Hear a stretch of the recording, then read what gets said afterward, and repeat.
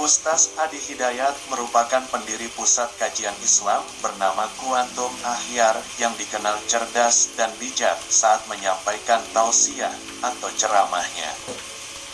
Pria kelahiran tanggal 11 September tahun 1984 ini tidak hanya dikenal sebagai pendakwah, tetapi juga aktif menulis. Melalui kanal YouTube miliknya, terdapat banyak kata-kata mutiara Ustaz Adi Hidayat. Hal ini yang kemudian membuat namanya dikenal luas oleh masyarakat Indonesia. Ustaz Adi Hidayat kerap memberikan kata-kata mutiara yang menyejukkan hati. Kata-kata mutiara Ustaz Adi Hidayat berisi tentang ajaran-ajaran agama Islam yang bisa dijadikan pedoman hidup. Seorang wanita jika kesehariannya terbiasa mengamalkan salat fardu, salat sunnah, puasa, baca Al-Quran. Jika tiba masa haid dan tidak bisa mengerjakan kebiasaan kesehariannya, kabar gembiranya Anda tetap mendapatkan pahalanya selama masa haid. Islam itu menenangkan. Kalau masih sering gelisah, ada yang salah dengan keislamannya. Jika yang kita dengar adalah nasihat, maka jangan lihat siapa yang mengucapkan, tapi dengarlah apa yang diucapkan. Namun jika menyangkut suatu pemikiran, pendapat, lihatlah dulu siapa yang mengucapkan, baru dengar apa yang dia ucapkan. Berteman carilah yang baik, candanya pun akan memberikan faedah, umumnya kesehariannya sederhana dan rendah hati. Sudahkah kita memiliki sahabat seperti itu? Kalau belum, cari sekarang, mumpung masih ada waktu.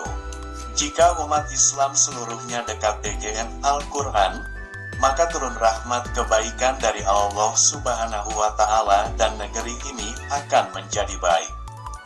Sudahkah kita mengerti, dari sekian ribu salat yang kita tunaikan, berapa persen yang kita paham artinya? Jangan-jangan kita salat tapi tidak tahu artinya. Bagaimana bisa khusyuk kalau kita tidak mengerti apa yang kita lakukan? Yang terlihat sedikit bisa jadi berkahnya melimpah.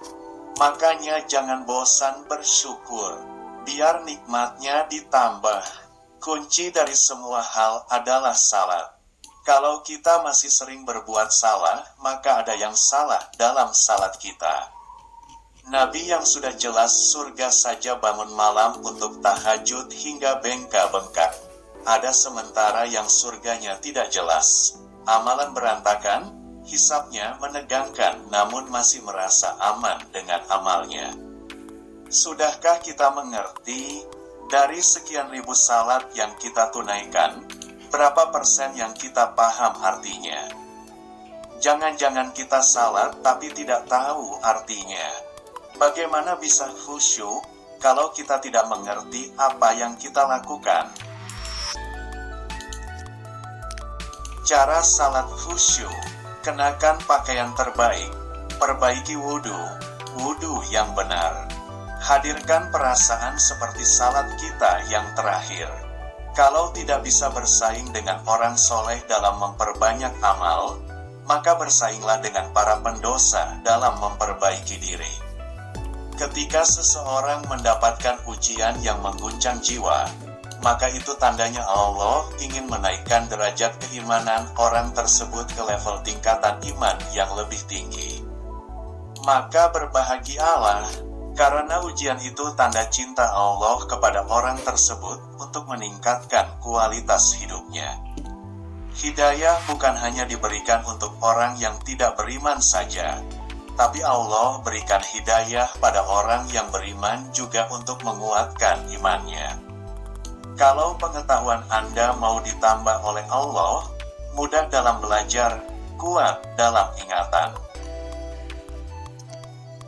Takwamu kepada Allah, maka Allah akan ajarkan Anda pengetahuan, ilmu. Allah sentiasa makbulkan doa kita. Cuma cepat atau lambatnya. Jika sholat ditunaikannya lambat jugalah Allah makbulkan. Lawan dari kaya adalah cukup, bukan miskin. Jadi sebetulnya ketika Allah menciptakan kita, rizki kita cukup, tidak ada yang miskin. Yang menjadikan kita miskin itu perasaan kita yang tidak pernah cukup. Dan bahwasanya Dia yang memberikan kekayaan dan memberi kecukupan. Jika ada yang lalai diingatkan, karena surga terlalu luas untuk sendirian. Jaminan Allah bagi orang yang salat tahajud, disukseskan karir, dimudahkan pekerjaan, dibimbing mengawali aktivitas, diberikan solusi terbaik ketika terkena masalah, ditolong Allah tanpa perantara. Tidak ada status apapun di dunia yang memengaruhi seseorang masuk surga. Kalau Anda mendapatkan tingkat kekayaan dan merasa kaya dengan itu, Anda belum bebas dengan persyaratan masuk surga.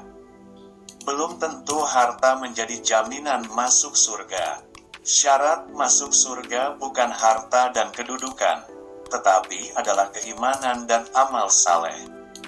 Kita tidak tahu siapa yang akan mendapatkan hidayah, tetapi kita bisa terus berdoa kepada Allah. Orang yang beriman pasti beramal saleh. Mencaci itu tidak akan menambah kemuliaanmu, dan tidak pula membuat yang kau caci berkurang keburukannya.